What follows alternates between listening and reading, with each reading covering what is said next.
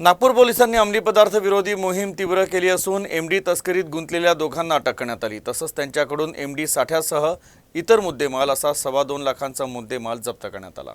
अक्षय बंडू वंजारी राहणार जुना बगडगंज बजरंगनगर नंदनवन आणि योगेश गजाननराव खापरे राहणार कासारपूर 3 नल चौक अशी आरोपींची नाव आहे। अक्षय हा व्यावसायिक गुन्हेगार असून तो बऱ्याच काळापासून एमडीची विक्री करतो, तर योगेश एका कॅफेमध्ये काम करतो आणि तोही एमडी विकायचं काम करतो। बुधवारी रात्री गस्त घालत असताना तहसील पोलिसांच्या पथकाला गुप्त माहिती मिळाली की मेयो रुग्णालयासमोर एमडीची विक्री होणार आहे। त्या आधारे पोलिसांनी धाड घालून योगेशला पकडलं, तर आपल्याला एमडी अक्षयनं दिल्याचं त्यानं सांगितलं।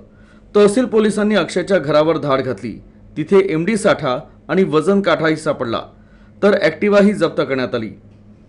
तर दोघांना अटक करत एमडी, मोबाईल, ॲक्टिवा असा 2.5 लाख रुपयांचा मुद्देमाल जप्त करण्यात आला। सराईत गुन्हेगार असल्यानं अक्षयला नेहमीच ग्राहक मिळतात, तर आरोपी अक्षय ज्यांच्याकडून एमडी खरेदी करतो त्यांचा शोध घेतला जात आहे। या दोनही आरोपींविरुद्ध अंमली पदार्थ विरोधी कायद्यान्वये गुन्हा दाखल करण्यात आला आहे। तहसील पोलीस स्टेशनचे बीट मार्शलच्या अंमलदारांना माहिती प्राप्त झाली होती की आरोपी योगेश गजानन खापरे वय 25 वर्ष राहणार 3 नळ चौक इतवारी हा एमडी घेण्याकरिता रामझुला ब्रिजच्या खाली येणार आहे मेयो हॉस्पिटल जवळ।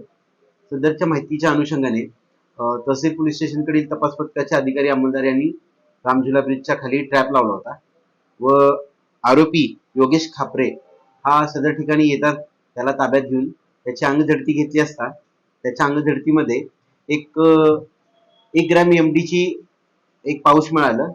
सदरचा पाऊच हा त्याने कोणाकडून आणलेला आहे याबाबत माहिती घेतली असता त्याने रेकॉर्डवरील गुन्हेगार अक्षय बंडू वंजारी राहणार जुना बगडगंज नंदनवन याच्याकडून सदरची एमडी घेतल्याची कबुली दिली। त्यावरून अक्षय बंडू वंजारी याच्या घरी जाऊन पुढील तपास केला असता त्याच्या घरझडतीमध्ये 16.30 ग्रॅम एमडी तसेच स्मॉल पॉकेट वजन काटा व झिपलॉक पन्न्या असा मुद्देमाल मिळून आला। सदर आरोपींनी गुन्ह्यात जो जप्त करण्यात आलेला एमडीचा मुद्देमाल आहे तो कोठून आणलेला होता, यातील अन्य कोणाचा सहभाग आहे याबाबत तपास सुरू आहे। निश्चितच यामध्ये तपासादरम्यान आणखीन आरोपी निष्पन्न होतील।